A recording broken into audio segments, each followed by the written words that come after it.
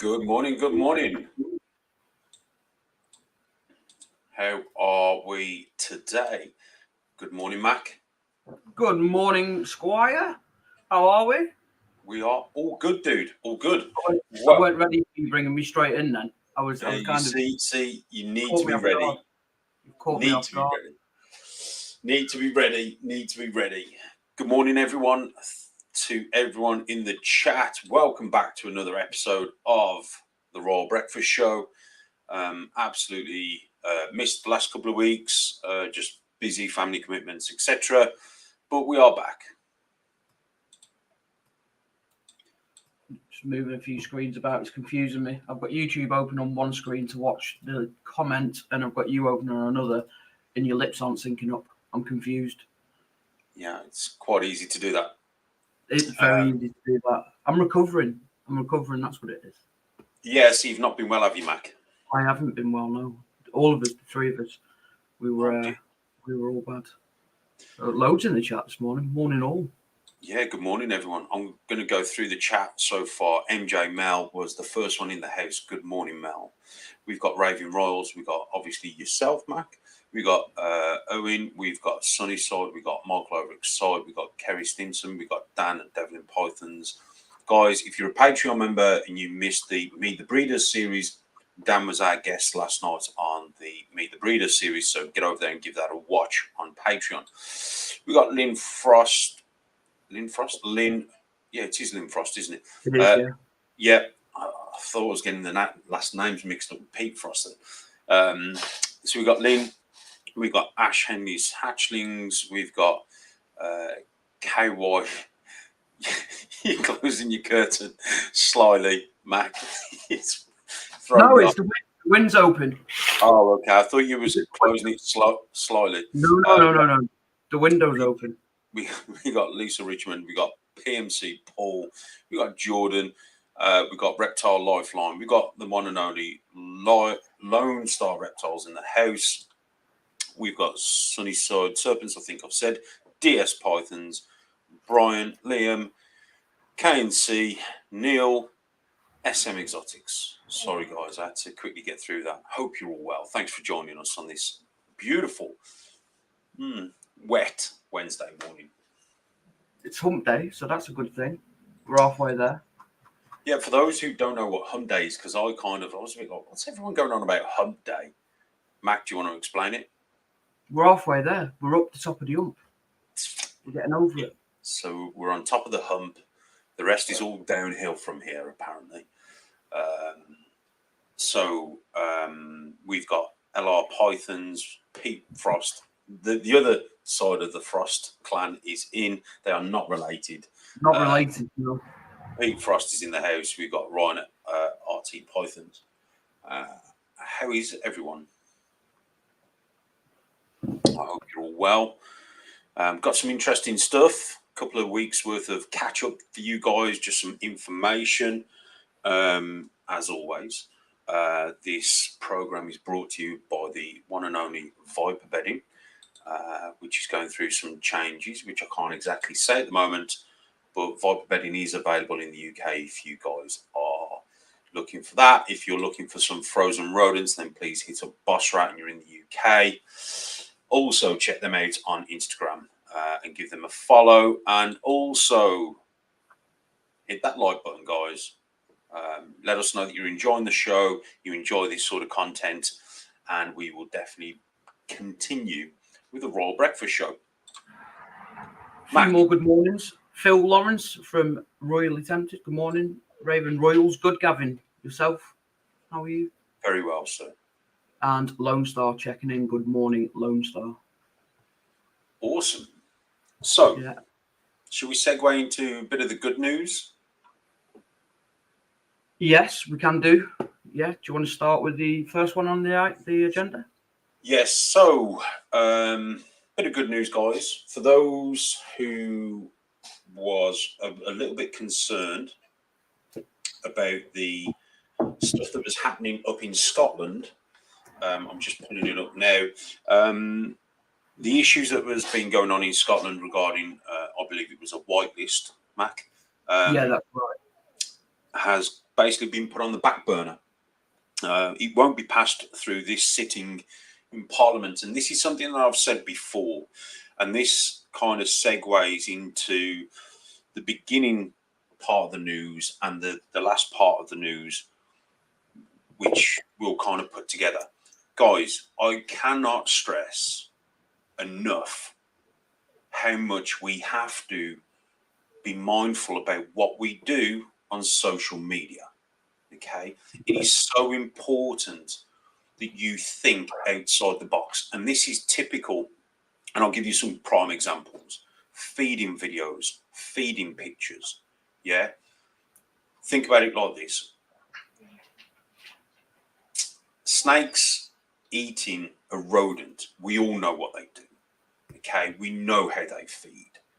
I know you guys get excited when a snake hasn't eaten for so long, and then you see it taking, its first meal. But think about this. Think how it looks from the outside looking in. Those people who don't have snakes or think that snakes are the enemy, you know what I mean? Because they are portrayed as a slimy, evil, sort of thing in films and all that sort of stuff. Snakes on a plane, Anaconda, all those sort of films, the snake is the baddie. So then when we start posting pictures of snakes constricting prey items, whether it's alive or frozen, is irrelevant. It doesn't do us any justice. It doesn't do the reptile community any favors. Okay. Now, with that being said, you have to think about how the bigger picture. And yes, there are certain videos out there that does get a lot of likes or watches due to live feeding and all that sort of stuff. But I'm starting to see less and less of them at the moment, which is good because obviously the message is getting through. The whole point of what I'm trying to say is if we keep posting pictures that don't look great, even stuff like, some people don't understand that we keep these animals the way they like to be kept. So I wouldn't keep a Burmese python in a tub enclosure. However, for ball pythons, it works because they're an underground species. So it kind of works, not that they live permanently underground, but they prefer dark, small places. So we've got to think when we take a picture and we're showing our animals off or our hobby, there may be people on there that are following you that don't understand the concept. I got reached out the other day, yesterday actually. A guy was having some work done on his house. The surveyor or the people who were looking at doing the work, they had to look into his office to find where the extension or whatever was being done. And they saw the snakes in a rack system. They actually reported him to the RSPCA for cruelty. Okay. So he reached out to me, spoke to me. I gave him some advice. And again, this is because of people not understanding what we're doing or how we're keeping these animals. We keep a lot of different species. A lot of guys on here keep different species. We don't keep them in the same setup. We keep them in the adequate setup for that species. Again, people out there just don't understand how we do things. So take a breath. What I'm trying to say is when you are on social media, you are doing videos, TikToks, Instagram, Facebook, YouTube, whatever it may be, just try and think a little bit, how is this going to be perceived by the general public who have no idea with what we do? Yeah, just think about that, because that sort of thing, if we can police ourselves, let's say, and be mindful about what we do, we're not going to create a problem. The minute we create a problem, it's going to need to be addressed. So just think about that, guys. That's my little bit said, Mac. We've recently done 2 show and tell days for the little one school. He's 5 years old. And last term, they were learning about mini beasts. So we took a couple of the critters in, a couple of snakes, nothing exciting. And the amount of teachers and adults that came through the class to see and they were so shocked that the snakes were warm and soft to the touch, and everything they thought completely went out the window. And the amount of people that held a snake and went, "Oh, like that's not what I was expecting." Yeah. So that was really good. We've done that twice now. Nothing serious, just literally as Archie's mum and dad have got some animals, and it works with their curriculum that they're studying. But it was really good to see the teachers and the kids. And then we went back in for the end of term learning adventure, they call it. So you go in and you see what the kids are learning about. So the second time we took it in, the kids had their parents there, and then the kids were dragging the mums and dads over to see these animals, and the mums and dads didn't want to come near them. And the amount of mums that sort of let out a little scream and pulled the kid back. And I was like, "You've seen all the pictures. Your kids did this 2 weeks ago. Come in and let me explain to you." And it was really good to see the change in that mentality. Yeah, and if you think about it, guys, if the first introduction that they've seen a snake eating is a snake coiled round a furry little cute rat pup or rat in general, yes, rats scare people, wild rats, but we're talking about, our homegrown rodents, and you've got to be able to present it in a positive way. So in other words, not present the rodent, but present the snake in a positive way. Showing animals in, I don't want to say cramped conditions, because they do prefer cramped conditions. But if you show stuff off and people don't understand the concept, it's going to create negativity. So just be mindful about what you're doing, what you're posting. And I know over the pond in the States, live feeding is okay. Over here, it was frowned upon. It's getting better because we understand that actually, these snakes may need to feed on live. And that's the other thing. It's okay to feed live, guys, but just be mindful. Don't make it for, viewing pleasure, all that sort of stuff. It's not the end of the world if you've got to feed live. Just be mindful about what you're doing and how you're doing. Be responsible. Be responsible reptile keepers. Because I can tell you now that there's obviously a law passed in the UK for responsible dog owners. Okay? It wouldn't take much for them to pass a law for it to be responsible reptile keepers. And then we would be answerable to the government or to your local authority, whatever. Let's just think as we go. Let's just be a little bit, not conservative, but a little bit restrained on what we're doing and how we present stuff. If you want to share pictures, if you're on a Discord, if you're on like a private Patreon Discord thing, you want to share pictures, by all means share pictures. And the other thing with sharing a picture is, we want people to understand that if the snake is feeding, you don't have to show it constricting the rat. You could show the picture with the snake with its belly full, and then discuss it and say, I just want to share this technique, make it educational. I just want to share this technique. My snake wasn't feeding. I got it to feed by doing this, this, and this. Look at it now. If you're sharing it amongst friends, it's a little bit different. But just try and understand how the public will be perceiving your pictures and what you're posting. Education is the way forward. Trust me. It's like when you go to a school or a university or a college and they're showing you around, or they're showing the potential pupils and their families around, and you're going to the science lab and you'll see a frog dissected. Yeah. It shocked me because I took my daughter to see some schools, and in one of their science labs, they got the frogs dissected on the bench to show the family and the people. And straight away, I was a bit like, wow, that's a bit, it's a bit graphic. But ultimately, they've got nothing to hide, and they're doing it in an educational way. So it's kind of perceived in a lot better light, basically. Just got a few comments to run through there. Multiplayer morphs, sorry, regulating ourselves as a community before the government does it for us. Yeah. 100%. KNC Royals. Word got around the school that we own snakes, and had people say, "I can't believe you own snakes. You're such a nice person. I wouldn't have thought you would own a pet like that." Crazy, isn't it? You see, we're deceived. We're perceived as being devil worshippers because we keep snakes. You know. Sunnyside Serpents. I love it when we have folk round for visitors who are unsure of the snakes at first, and by the time they leave, they love them. Always the case. Always the case.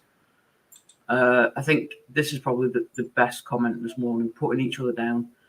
Outsiders seeing the constant arguing and negativity kills the community. Yeah, I mean, we started off this year, end of last year, coming into this year, there was a lot of negativity kicking off. We always said, look, our show isn't about that. It's about being positive, informative, and just discussing stuff on a basis. And the negative sometimes has to be discussed because it highlights certain things. But there's a way and means of doing it. 100%. Multiplayer morphs agreeing. Phil Lawrence from Real Tempted. It's not good to shout, "My pet eats yours." And then just further down, Multiplayer Morph says they see shirts on Amazon that say that all the time, makes them cringe. Sunnyside Serpent's got the same treatment as KNC. MJ Designs. So you have to be a horrible person to own snakes. I definitely look the sort of person that owns snakes. We had a thing, didn't we, when Doncaster got shut down by the antis, and the headlines got hold of it, and they ran the headline, didn't they? Men in dark hoodies. That was their generalization of the reptile industry. Men in dark hoodies. So there's definitely a vision of what reptile hobbyists look like.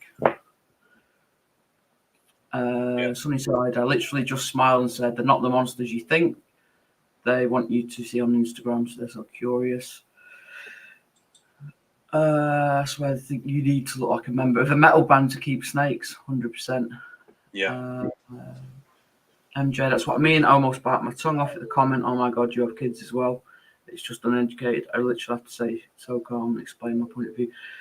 There's so many pets that have that mentality, isn't there? "Oh my God, you've got that. Oh my God, you've got a kid." The dogs, you've got a bull breed, Gav. That mentality is there for them. We had the Rottweiler mentality is there for them.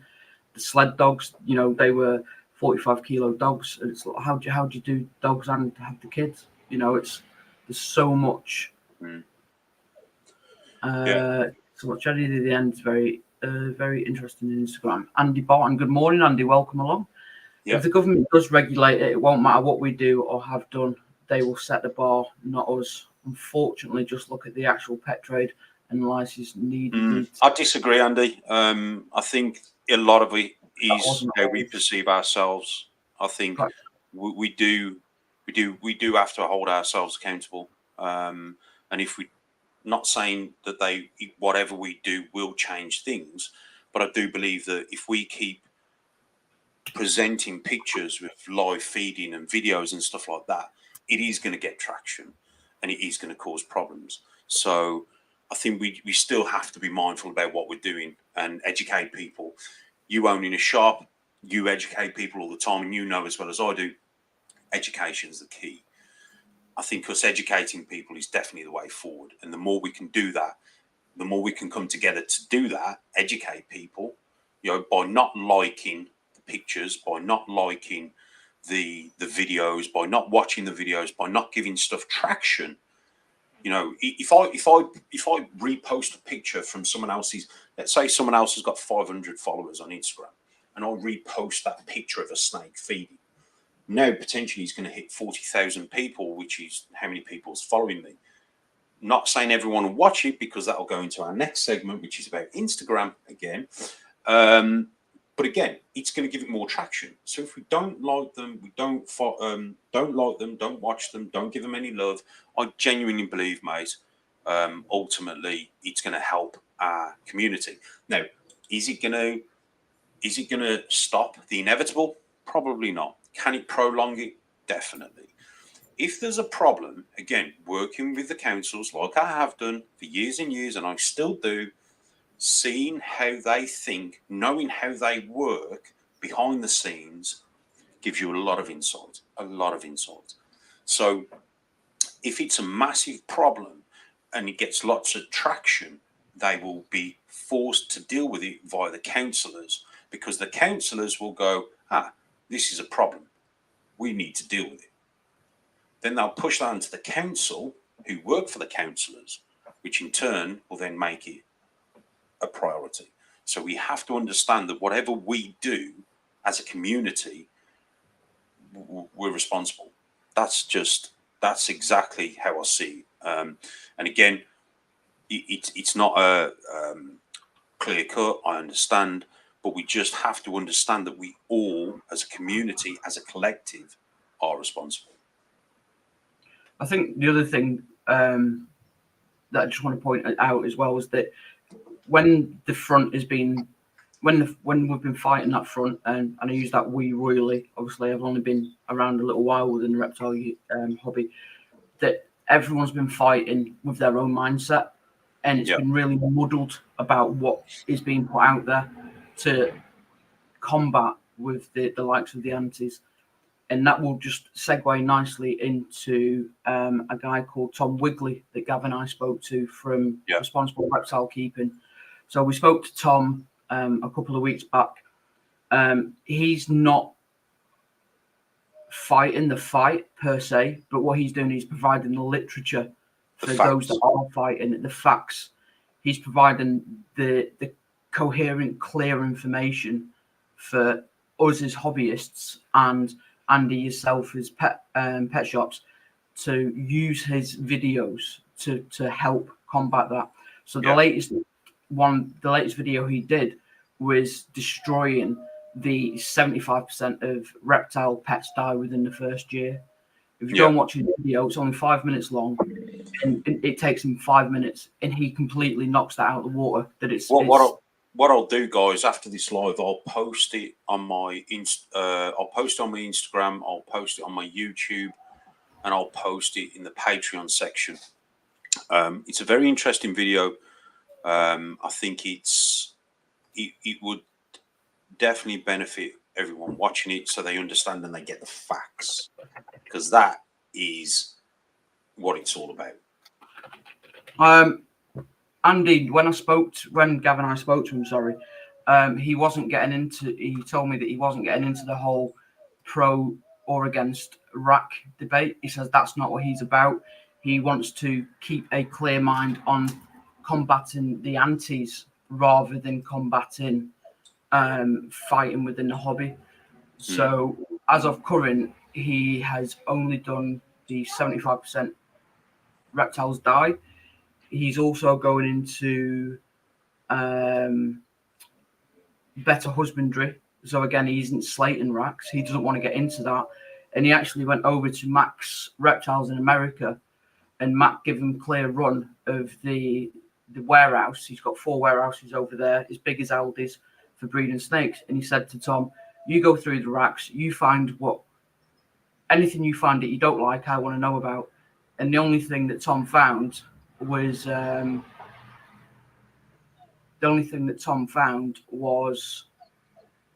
couple of poops in the racks. There was nothing bad. Untowards.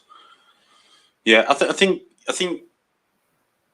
people need to watch stuff rather than say and take it from other people's. Oh, he was slating racks. If you watch was that, Andy? He wasn't slating racks, but watch it for yourself. That's all I can say. Quickly, just slightly off topic, back onto had a couple of snakes out at Halloween. Word got round the village. Must have seen over 200 people that night, all wanting to see the snakes save me a fortune in sweets. Dan, so there's if you don't want to purchase sweets, just get your snakes out for people to see. It's crazy. Overall, multiplayer morphs. Overall, our community on Instagram is great.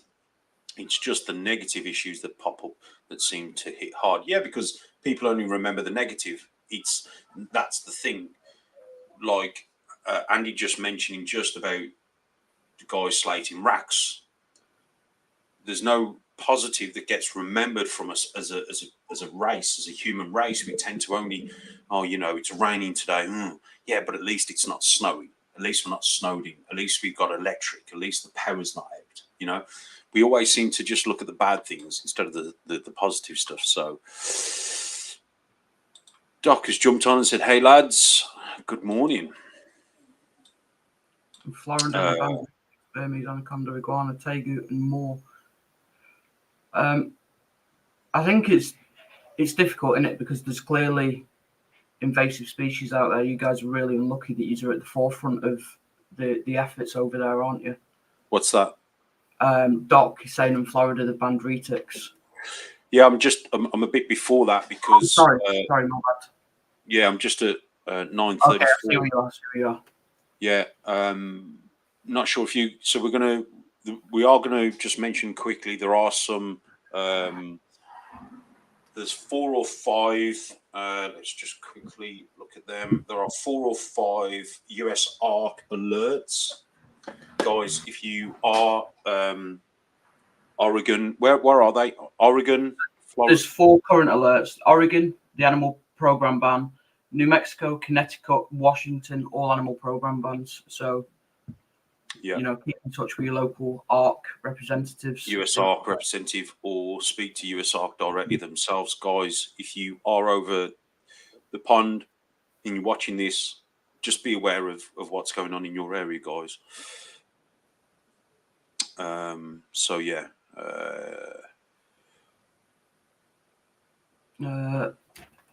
Brian said in a video there was no entertainment seeing an animal die or killed. 100%. Yeah, 100%. We completely agree with you, Gav. We are accountable, and if it's seen that we aren't, we could be made accountable. Yeah. Look, I'm not saying we can change the world. I'm not saying that, but if we can stop the momentum, and there's going to be other stuff going on, like there's terrible things going on at the minute. The news and the media are looking towards like the war with Russia and Ukraine, and the earthquakes that's happening in Turkey and all that sort of stuff. There was a massive thing during COVID with the dog breeders. People were breeding dogs. Dogs were everywhere, as pets because it was generating money. And then, it kind of went through the roof. And now it's kind of gone a little bit quiet because it's not at the forefront. It's not being shouted about. It doesn't mean that there's still not a problem. It just means that, if we give stuff traction, if we add fuel to the fire, it's just going to create a whole can of worms, which we don't need. A lot of us out there, and I'll be brutally honest with you, a lot of the bad breeders and the negative people have already left the hobby because they were in it for the money, and they've left rather than the passion. Us who are in it for the passion and we love what we do, we will try and set a precedence or a situation like, people can come and inspect my place. I have no problems at all. No problems. But we've got to set that standard. We've got to show people that we've got nothing to hide. So, like I said, just be mindful about, I'm one of these people where I keep myself to myself. Your neighbours is a prime example. If you've got rodents and you're breeding rodents in your back garden, straight away, your neighbours are going to be on it. Well, before they get on it, maybe have a word with your local council. Yeah, try and speak to them, because I know, Mac, you spoke to your local council, didn't you? I have done, yeah. And they weren't interested. Yeah. So they weren't, because I said I want to do this all above board. They said, "Are you selling pets?" And I was like, "No, we're not interested." Yeah. They said, "Are you selling snakes as a business?" I said, "Not sold one snake yet. I'm not interested." Yeah. So speaking to them before the council, before your neighbours have an opportunity to come and sort of say stuff. You just want to do things as best as possible, as clear as cut. Sunnyside Serpents. it's kind of jumping back into the anti, just not giving them the ammo. X-Balls has joined this. Good morning. Yeah. KNC Royal put a picture of a ball python bite up and got so much negativity they removed it. Just have to show what you're thinking. Think about what you're posting. Liam's a member of US ARC. He believes all UK hobbies should be. It's £25 a year. You get a nice T-shirt. But what happens directly affects us. Yeah, I mean, that's exactly what I've always said. I've always supported Phil Goss over there, who's, I suppose you'd call him the gaffer, if you like, of the US ARC. We call him the gaffer, I suppose. Great guy. Did a video with him. Very helpful. Always willing to help you and support, give you advice, stuff like that. Andy's just mentioned all snakes are kept on their own, but rules say I can keep 5 per tub / enclosure, which we know is ridiculous. Yeah, exactly. You know, there's a lot of things we do which is above and beyond which the rules state. So, you know, it's important that we sort of, like I said, we are what's the word? We do help each other and support each other and sort of make people aware of how, because someone may post a picture and they may not actually understand how it looks. You know, they may not just see this video, they may not understand. So it's always good to know what's what. So yeah. Texoma Exotics, good morning.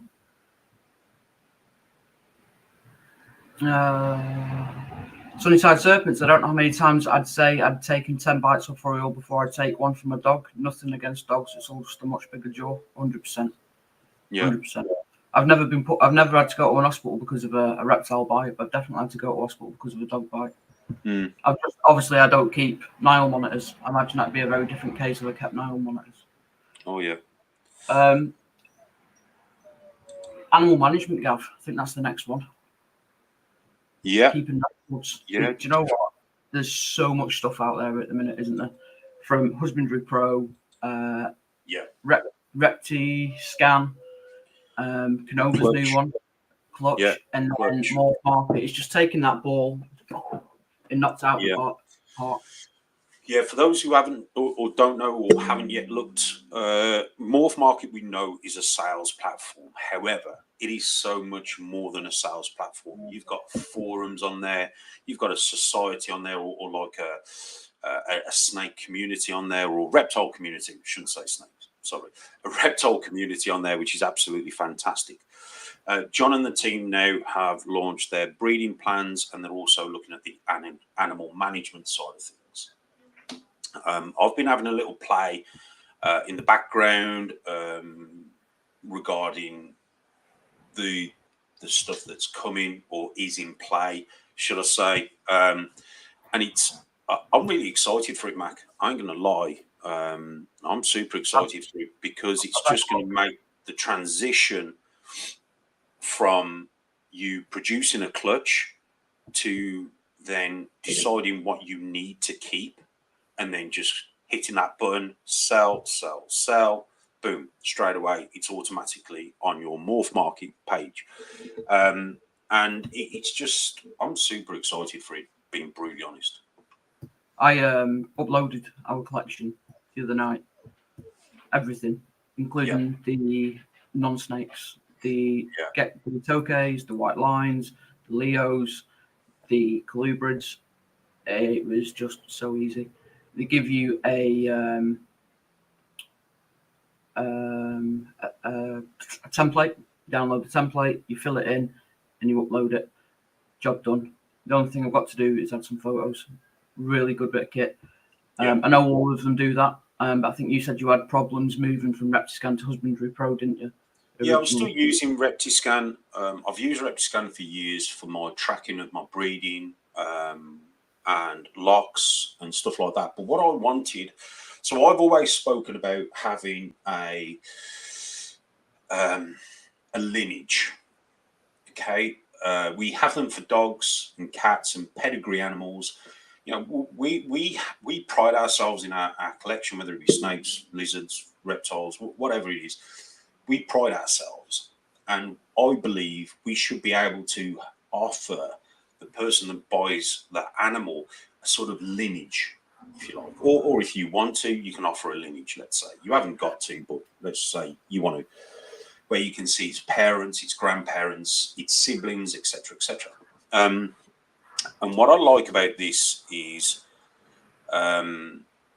you know, you can sort of then show the parents and show the offspring from that clutch, you know, and it just gives it more foundation, more depth, more, you know, they're not just buying an animal now, they're actually getting a full-on pedigree, if you like, with that animal, where it shows, and not only that, it also shows transparency, you know.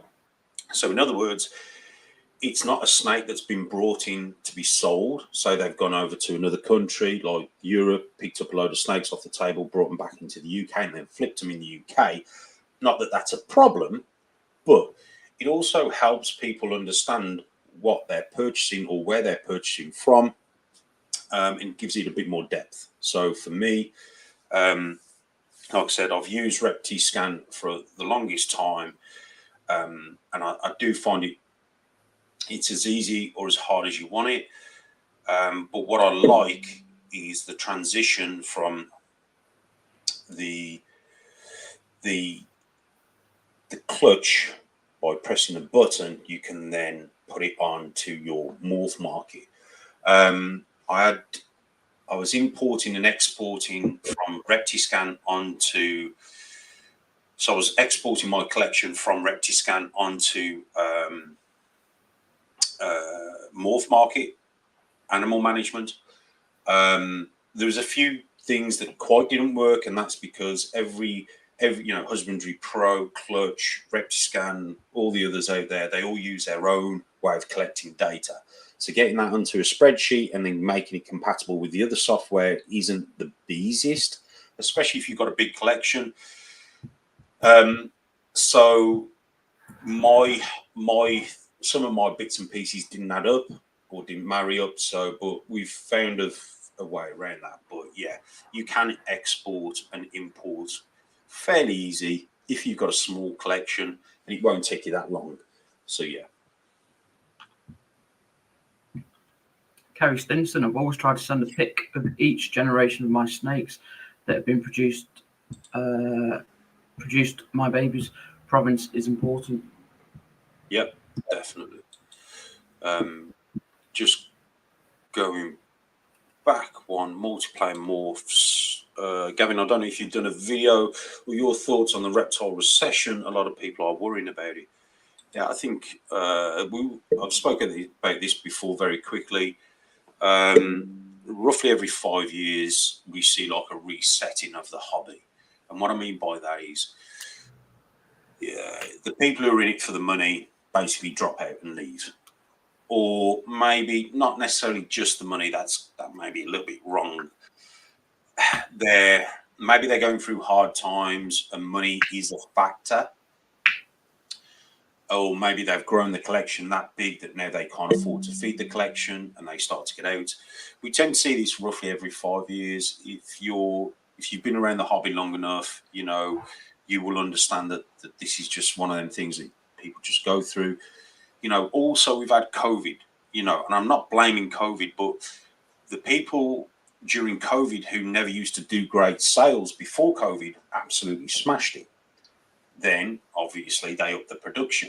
So then coming out of COVID, everyone started spending their money going elsewhere, like going back out, clubbing, clothes, going to the shops, going on holidays, buying cars, you know, because everything's back open. So rather than spending money on snakes or reptiles, they're actually spending it now on themselves, clothes, goods, going on holiday. And obviously that had an impact. So I'm not really worried about it. You know, I just think you've just got to take the good with the bad. At the moment, it's a little bit down, but it's like the stock exchange, you know, what goes up must come down, so on and so forth. You know, it's like, I talked about this before, like flat screen TVs. Flat screen TVs were stupidly expensive. And then the supermarket started selling them and the prices come back down. However, if you go to like an electrical sales place like Curry's, or you go to buy a flat screen TV from a TV specialist, they will have like the latest 6K, 8K TV, fully holographic TV, and that's still going to be 10 grand. Or you can go to the supermarket and buy like a 1080p smart TV flat screen for like 200 quid, you know. So it's one of them things, you know. I'm not excessively worried about it. I just think you just got to ride the wave, understand what you're doing, and know what you're doing. You know, I think that's important. You know, LKB Pythons, Castle Constrictors, Dale, and Ashley Jones. Good morning, all. Thanks for joining us. Good morning.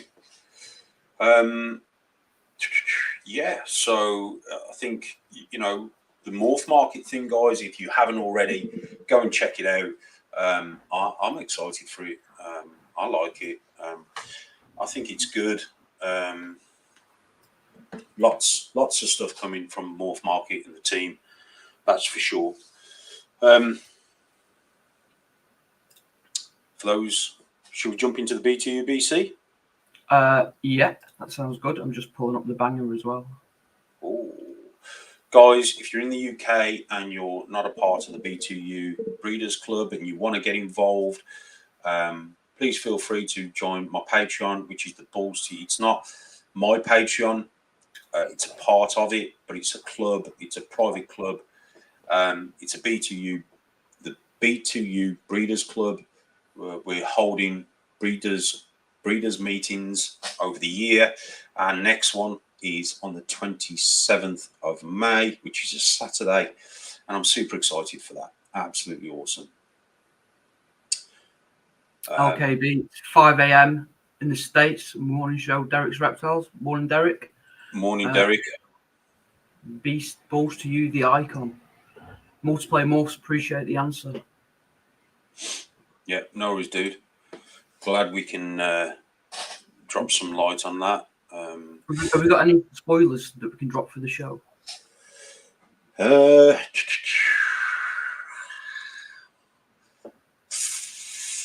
Not sure yet. Not sure I want to disclose what's happening, but it's there. It's there. So yeah, 27th of May, if you are in the UK, or even if you're across the pond and you want to come over and see a fantastic little breeders meeting, get over to Balls to You Patreon, join the B2U BC. It's £2.50 a month. It's nothing really. It's less than a cup of coffee, and it gives you access to the Breeders Club and also the Breeders meeting stuff that we've got going on. There will be some fresh posts coming for that on Patreon very, very soon. Nice. Well, nice. Should we segue into your banger? Yeah, I can't take credit for this one. It was shared to us by Chris at CBR Reptiles. Okay, let's jump into the banger. Insane Clown Pythons, fresh out the egg. OD, Jungle Woma, Leopard, Het DG, Pos Het. Yeah, what I like about that is, for me, it's just real simple. It's not a clown. I'm not saying we're sick of clowns, but I think ultimately that is a fantastic little combo. Yeah, Derek's kicking everyone and saying, everyone smash that like button. Come on. It really is banging, isn't it? It is. Yeah. Derek's so... dropped a super sticker as well. Thanks, Derek. Much appreciated, my friend. That what a surprise! It's orange. Do you know what? It wasn't me that put it up. It was Chris CBR, and it also leads us on to what was the under 80 genes. We can't keep going with under 80 genes because there's never that many under 80 genes. But I did have an underrated gene for today, but we discussed it on the Patreon on Monday with DJ from Reptiles for Centuries, which was vanilla. Very quickly, guys, we won't take away from the banger, but if you want an underrated gene, check out vanilla. Check out what it does. It's super, all that sort of stuff. Also, go and check out DJ over at Reptile for centuries. He's done an interesting super vanilla combo. And Nice. also, sorry, just real quickly, again, another shout out to Derek. If you're not following Derek on YouTube, get over and give him a follow. For those who don't know, Derek's absolutely smashing it. Me and Derek, and I'll say this straight, me and Derek have got a great relationship. He's a real good guy, and he's changing his YouTube channel and making some amazing content. So go and show him some support. I know what he did before in the background with the live feeding, and we spoke about that openly. It is what it is, but he's certainly turning himself around and putting out some real positive videos. So get over there and give him some love. Nice. So yeah, love that banger. This banger leads us on to the underrated / new Gene Spotlight. So I actually went to downstairs, shout out to Boss Royals in the south of England, to pick up a Super Jungle Woma with a couple of lads off the Discord. And it's a gene that I've never really paid much attention to. Yeah. And I think I'm going to have to look a little bit into it more. Yeah, Jungle Woma is one of those genes which is, very underrated. Again, Jungle Woma, it's not Woma as we know it, it's Jungle Woma. The super form is the Puzzleback, which is really interesting. It's a great super, but I definitely feel that the Woma is an interesting project. Jungle Woma, sorry, is an interesting project. With obviously having a super, it's not part of the spider complex. Yeah, am I right to assume that? Yeah, it's not. Well, as far as we know, it's not part of that. We don't believe it is, but I like the name Puzzleback. Again, Jungle Woma, it's not a bad name. It's not a bad name, but again, we've already got Puzzle, we've got Woma. I know it was probably formed before that, but it is absolutely awesome. Beautiful animal. Yeah, it was a well-deserved shout-out from Chris at CBR last week. Yeah, definitely. Derek said Mike over at Insane Clown Pythons is crushing it, definitely. And I'm super excited as well for this season in general, which will segue. I think it's going to segue into your spotlight gene. My spotlight gene. My spotlight gene is Matt. Can you pull that up on your Instagram? My picture. I can indeed. Give me a sec. Bear with us, guys, and we'll jump into this.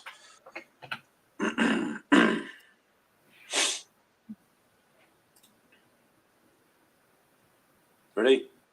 Yeah. Yeah. So this is my spotlight gene, which is migraine.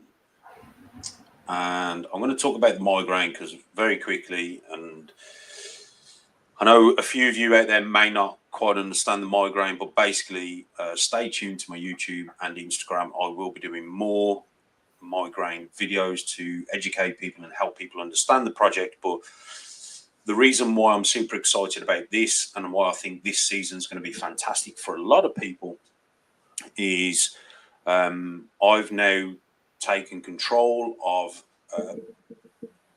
Tony Hersey's collection or project, the migraine stuff. Obviously, I've got some migraine stuff, and other people had or have migraine stuff in the UK, and there's a few in the US as well. I'm super excited for this. So last night I did my first pairing of the migraine project, and I paired an Enchi migraine to a pastel Enchi stranger het migraine. So I'm super excited to see how the stranger works in migraine, and what we can produce and what we can see and all that sort of jazz. Because at the moment we've seen very little done with the project. I'm hoping to change that and move forward and introduce some different genes. Like we've got cinnamon, we've got stranger, we've got exantic going on, we've got lesser, all that sort of stuff. So I'm really going to push the envelope on the migraine and get some other genes in there. Obviously, you know, I'm going to do the bang migraine stuff. So yeah, super excited for that. Love to see what a lavender migraine would look like, Mac. I think that'd be absolutely awesome. Just be quiet on that sort of stuff. Okay.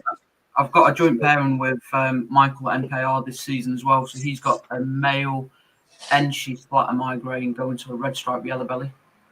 So it's some nice pets for the whole back rack. Yeah.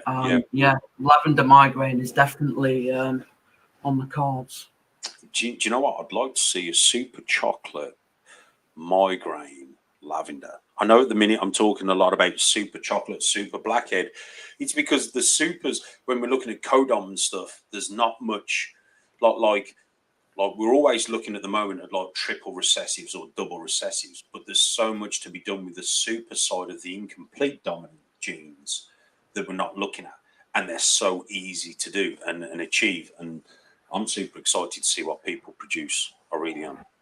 Yeah. A couple of comments. Some Super Jungle Woma makes some amazing clowns. If you had a Leopard from Dale at Castle Constrictors. Yeah. Kane's Royals, really loving the migraine stuff. And the minute we started talking about migraine, I knew this lady would pop up. Lynn at LF Royals. So Lynn picked up a 2.2 het migraine project, and I had one of the girls here, and she's absolutely stunning. By far, it was my favourite pickup this season. She was and she splatter het migraine, and she was a stunning little girl. Derek's Reptile, hot. Yeah. Raven Royals, we're watching this project. Dale, I completely agree. Lavender stuff, a big comeback. Yeah, Rednall Royals, Chris, he loves that. Derek, as you said. Raven Royals, yeah. Lavender stuff will make a big comeback. People seem to be enjoying it a lot more. 100%. There's a lot of talk around lavender at the minute. Yeah, I think because a lot of people are now stepping away from the dreamsicle side of things and experimenting with the gene. You know, I think that's what's the exciting part, is what can be done. You know, that for me is what it's all about. Just doing something different. You know. Who is it that you're working the Bang project with, Gav? Luke, isn't it? He's got.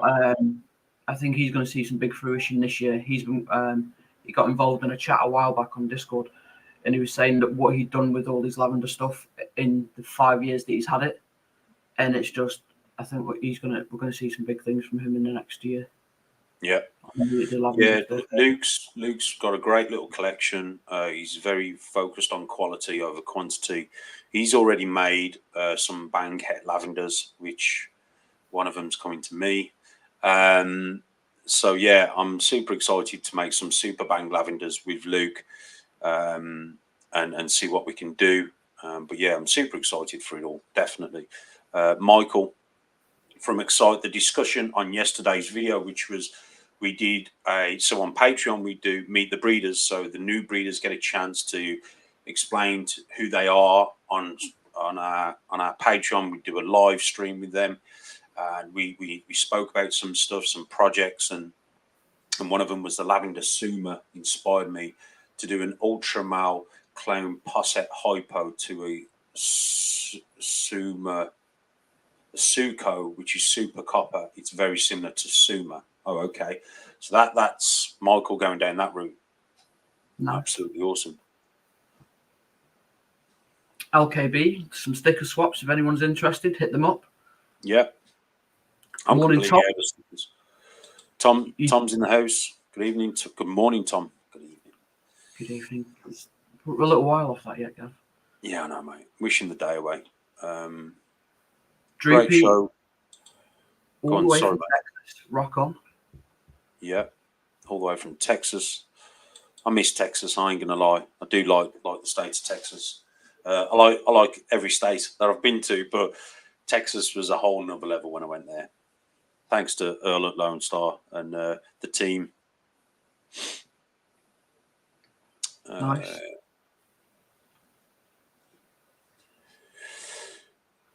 I'm not seeing a lot of new stuff at the minute, and interested to see some amazing combos that change. The appearance is something I'm really interested in. Yeah, I think Billy was doing a lot of monsoon stuff, and I think he's just completely missed the odds. But yeah, it's obviously going to be interesting to see. I'm hung on monsoon. I'm not sure which side I sit on. I haven't seen enough for it to grab my attention. And it's out my price. And it's out my price line at the minute. You know. Yeah, I think the stuff out there, and this is what I used to think about a lot of genes, and I know that it's just a matter of time before you do get on that level, and you do start to be able to either trade or exchange, whatever, and get into a particular project, because a lot of people are just thinking about price point. If you're working with a particular project, or let's say you produce a lavender clone and someone needs a lavender clone, but they've got a monsoon, there may be an opportunity where you do a trade, because it's not about the value in monetary value. It's also about the value that the animal is worth to that person, if that makes sense. Yeah. So a lavender clone may be worth a trade for a monsoon for me, because it may be what I need, So also thinking about the trade aspect as opposed to a monetary value will help people get into projects that maybe they wasn't in the first place. So yeah, Chris over at Rednall Rolls, he's got to shoot. Thanks to the live, Mac. Have a good day, everyone. Thanks, Chris, for popping in. Absolutely awesome.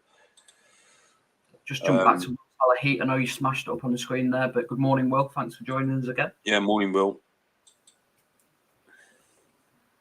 Raven Royals, moving on my albinos on and maybe switching to Lav. Yeah, and there's still a lot of stuff to be done with albino as well. I mean, look, let's face it, albino's been around for the longest time. Albino, and I actually think hypo was the first one to hit the scenes, but not long followed by albino. But there's still lots to be done there. Super blackhead albino, super chocolate albino, a super mahogany suma albino. Just think about changing it, mixing it up, keeping it simple. Do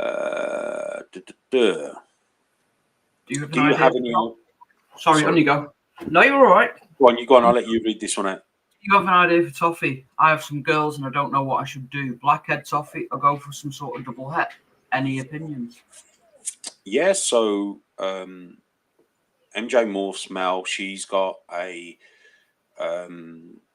candy and toffee are the same thing. She's got a candy pied, and I ain't gonna lie, it's actually really nice. Like, as an adult, it's really nice. And I haven't told her yet or sent her a picture yet, but basically I put him in to breed with a leopard double het last night, and he's locked, and she's looking really good, really swole. So I do think toffee and candy have a place in pied. I think you've got to work the right genes in there. Again, look at here's the thing, as a hatchling, they look completely different to an adult. And some people like the way they look as a hatchling. Some people like the way they look as an adult. For me, I think the adult looks better than the hatchling. So hopefully, if we get some eggs from that girl, obviously we'll do a cutting video. We'll show the parents, and then we can show the offspring and see the difference between the baby versus the adult, and maybe just get people excited about that project again. So toffee, candy, same thing. Definitely do some stuff like super blackhead. That'd be interesting to see how it grows, how it changes. And again, the clown version, I think pied complements a lot of recessives like Ultramal, Monarch, Toffee, Candy, Hypo, DG. Clown sometimes, because it browns out as it gets older, more so than pied.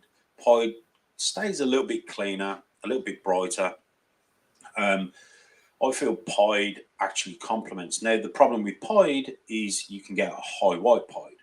So trying to make it a low white pied by throwing Enchi in there would obviously help. Now, an Enchi ultramale pied looks drastically different from a normal ultramale pied in a positive way. So ultramale pieds look great. Throw a dash of Enchi on there and it looks fantastic. So I think it's dubbed the sunrise pied, I think, or something like that. So I definitely do stuff with Toffee, mate. Definitely do some sort of, codom, little incomplete dominant gene with a super, and maybe make some double heads as well in the process, or breed, or find a blackhead pied. Hopefully, we should be producing some this season. Blackhead pied bred to a candy or a toffee, which would then give you your blackheads, double heads, which would be great to hold back and make some super blackhead toffee or candy pieds in the future. Sunbeam, that's it. Yeah, Michael, thank you. It's called the Sunbeam. The Enchi Ultramale pied is called the Sunbeam. I think that just about wraps it up. We've got one more point to make. Yeah, just quickly going through. Okay, B, pythons. I think spider is underrated, to agree. I think it does well in other genes. Yes, it's just unfortunate with the spider wobble. Like I said, I love spider. It's one of those genes that's very dear to my heart. But I understand as a responsible reptile breeder, it's not. It's kind of frowned upon to breed it. So I've got, I've still got spider in my collection. They'll stay as pets. But yeah, we've just got to understand that it's not for everyone. It's not everyone's cup of tea. Kane Chris jumped in, super blackhead sunset. Yeah. And we've got MJ giving you the big guns for the lock and the pairing. So yeah, I think we're almost there, Mac. We are. Do you want to do the shout out, mate, for the yes community shout out? Yes, he's been very quiet on here today, hasn't he? He has. I did see him in early doors though, so I don't know if he's still here. He was. So I want to give a massive shout out to Ash Henley over at Henley's Hatchlings. He's been a long member of the Patreon and also a valued member of the community. Ash, thanks for all your support. I know he's out there and he chats to a lot of people and he supports, and his Instagram at the moment, he's putting out a lot of cool reels on his stories and stuff like that. So guys, if you're not following Henley's Hatchlings on Instagram, get over there and give him a follow. Mac, have you got his Instagram there for me, please? Yeah, give me a sec.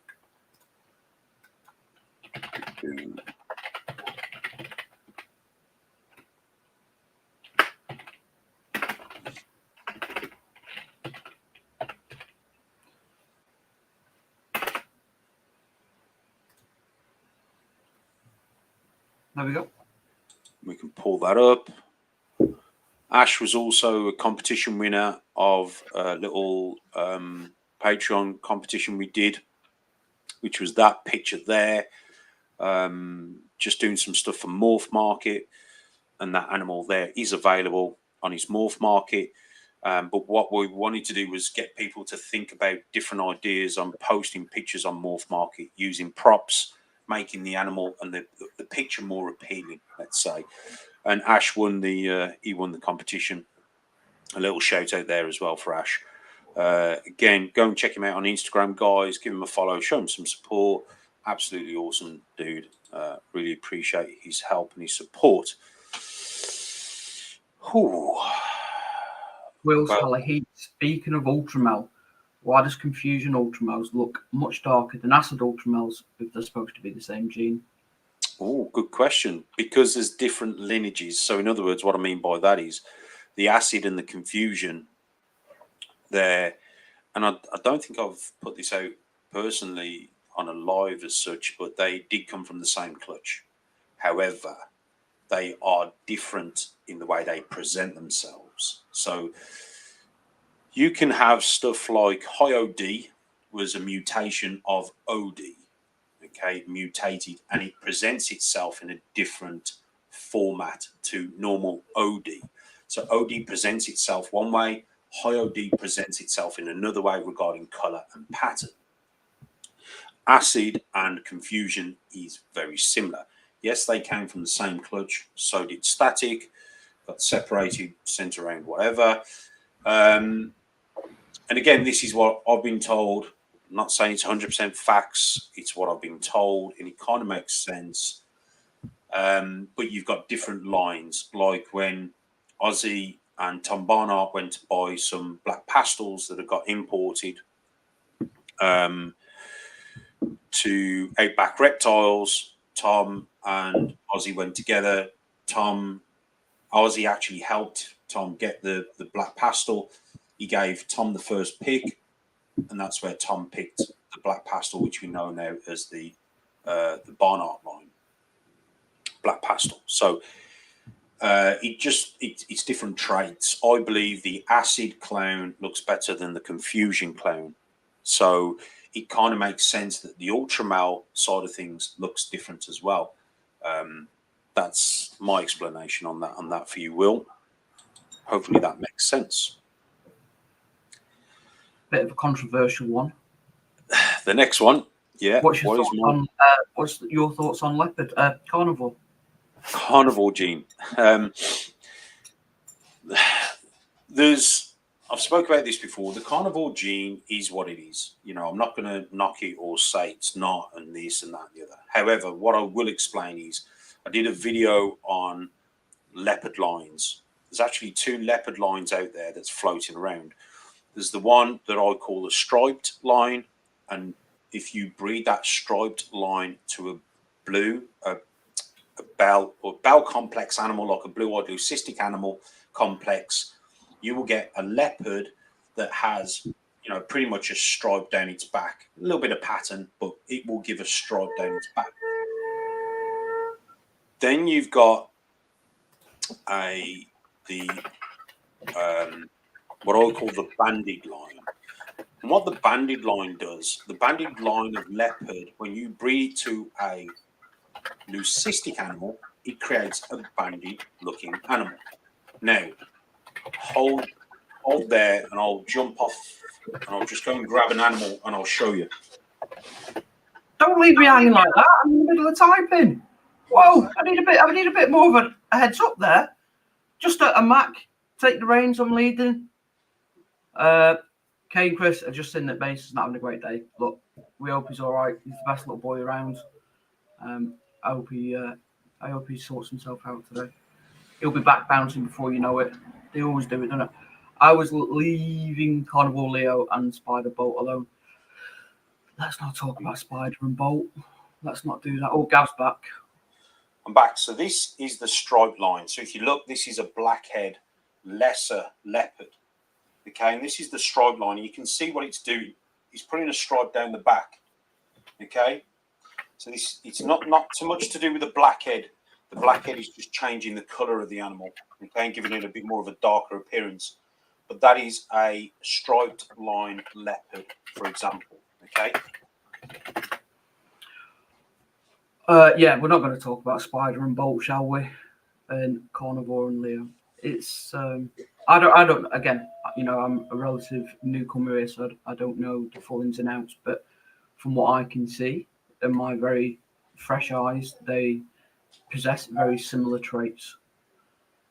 This one is the banded line. This is a lesser leopard that I produced, that I sold, and then brought back off my friend. I produced these from a snake that I got from Ozzy, which was a leopard clown. I got direct from Ozzy. And as you can see, it's not got the stripe. It's a banded animal. Okay, so this is the banded line of leopard. So the carnivore for me is like a banded line of leopard. Obviously, I know the guys named it the carnivore for their own reasons, whatever. But there is actually 2 lines of leopard, and yeah, this is one of them. and I've just showed you the other one. So you've got the striped line, and you've got the banded line of leopard. So that's just a leopard from the banded line, lesser het clown, and she's great.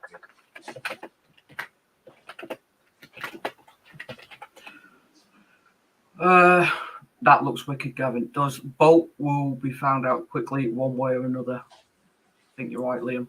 I think you're right. Now that looks wicked, Gavin. One way or the other. I love that. I appreciate that. Cheers, Gav. There we go. Will slipped in that he's not talking about Carnivore or Leo, and he's not talking about Spider and Bolt. Online. Okay. So left that one alone. No.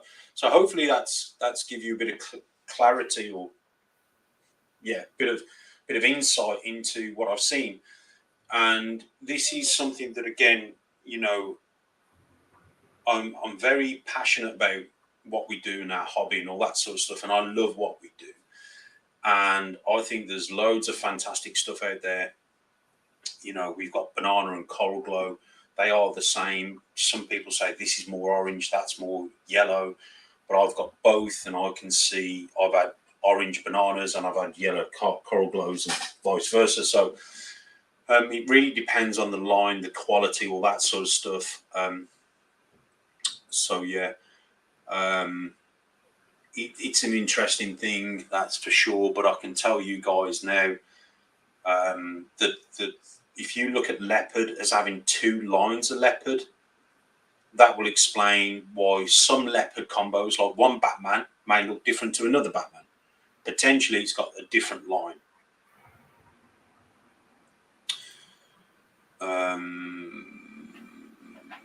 Liam said, is the Carnivore not a leopard from Scott Wilkinson's collection? It originated from Scott Wilkinson's collection. Scott picked up an animal when he was over in Europe. I believe it was on the table as a normal. Scott picked it up, started producing from it, and thought it was a leopard.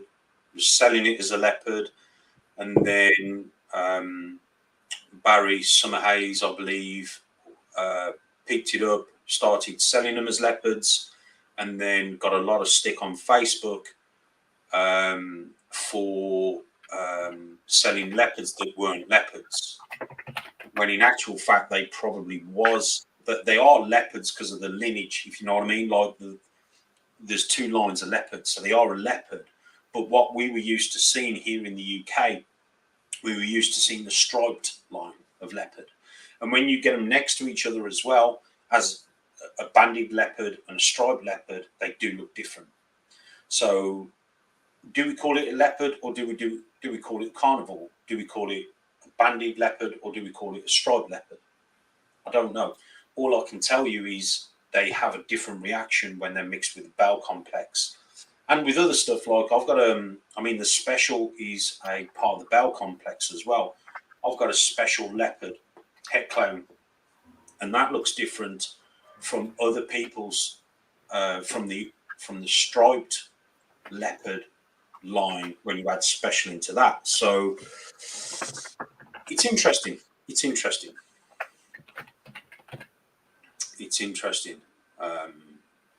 say the least. Chris, I'm going to butcher that if I try and say that. What's up, guys? I'm always to work from the US East Coast. Good morning. Will Seller Heat, they also like saying Amora and Migraine are amazing compared to Cryptic and Gizmo. Different lines can vary a lot. Yeah, I think when we're looking at stuff like that, I just want to say goodbye to Kane, Chris, Mason. Absolutely amazing young lad. Superpowers. Big hugs from Mel as well, bless. For me, when you've got a gene that's been line bred, okay. Now, people who work with colubrids and other species like that who don't have mutations, you guys work on line bred animals, traits. That's something we have here in ball pythons. It's just that it's unheard of, or we don't talk about it a lot, should I say, because we've got mutations. So because we've got mutations, that tends to take the spotlight over the the situation regarding, you know, traits, if you like, because we're too busy looking at morphs. But if you can line breed a quality animal and keep working with that quality animal, eventually all the offsprings are just going to be quality. Here he is, young Archie's back. How you doing, young man? Hi everyone. You're saying hello to the world. Hi. I'm doing well at not putting them on social media, aren't I? Yeah, definitely. Archie should have his own social media platform, definitely. No, he shouldn't. He shouldn't. Bless him. Gav, can I leave you to wrap this one up? I'm going to shoot off. Yeah. Okay, guys, thank you all for a good live this morning, and I'll catch you all on the next one. Take care, man. See you later. So there you have it, guys. Actually, we've been going for what, an hour and 15 minutes, hour and 16 minutes. I hope that answers some stuff. Just going over some of the questions or the comments. What's up, guys? I know Mac just shouted out Chris. Wills, hella heat. Said about the Emir and the Migraine, amazing compared to Cryptic and Gizmo, different lines and vary a lot, 100%. I need a striped leopard in my collection. Love that. Absolutely. Welcome to the Mac Show. Yeah, it was a Mac Show for a bit. Ben Collins, good morning. Colin Smith. Archie. Yeah, Archie's going to be president one day. Yeah, definitely. The world could do with an Archie at the helm, that's for sure. Well,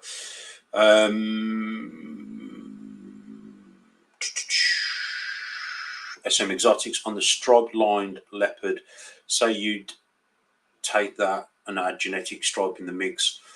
Do you think it would have a thicker looking stripe? Yeah, definitely. It would definitely complement and work together and definitely make something which is really different, you know. I think that's awesome. All right, guys, we've got Lewis Smith, sorry. All right, guys, been wanting to get back into keeping royals again after a few years break. I can't believe how much the price have dropped on some morphs. Is now the time to jump back in? Yes, it is. If you want to get back in, now is the time. It's a bit like I said before, a bit like buying stocks. A lot of people jump in at the bottom, hold on to them, and then sell at the top. Now, I'm not saying you do that with royals, but what I'm suggesting is if you are or you do wish to get back into it, now is the time to pick up some absolutely amazing combos or morphs. Yes, Lewis, it's a buyer's market for now anyway. And yeah, I've been looking at since June, and pricing is mental, 100%. So guys, I'm going to wrap that up. Obviously, I've lost my co-host, so it's no longer the Mac and Gav show, it's the Gav show. I hope you enjoyed this one. We had a lot to discuss. I think we've covered all the topics. I absolutely love everyone's support on YouTube, Instagram. I don't do Facebook. I've had a few people try and find me on Facebook. I don't do Facebook. And also with the Patreon, you guys absolutely rock. I hope you guys are well. I hope you've enjoyed this episode. Obviously, if you're looking for frozen rodents, hit up Boss Rat in the UK on Instagram and give them a follow. Also, if you're in the UK, Viper bedding is available. It's amazing UK #1 premium coconut bedding, and it is available from all distributors as well. We shall be plugging them very soon. And also, guys, before you go, please hit that like button, give it a thumbs up, and leave a comment in the comment box below. Let me know what you guys thought of today's The Royal Breakfast Show. But for now, I hope you're well. I hope you're enjoying your dream, living the dream at least. And yeah, keep working hard, patience, persistence, perseverance. Have a great season. And we may see you around about between 9 and 10 next week. But for now, take care, and we'll see you in the next one.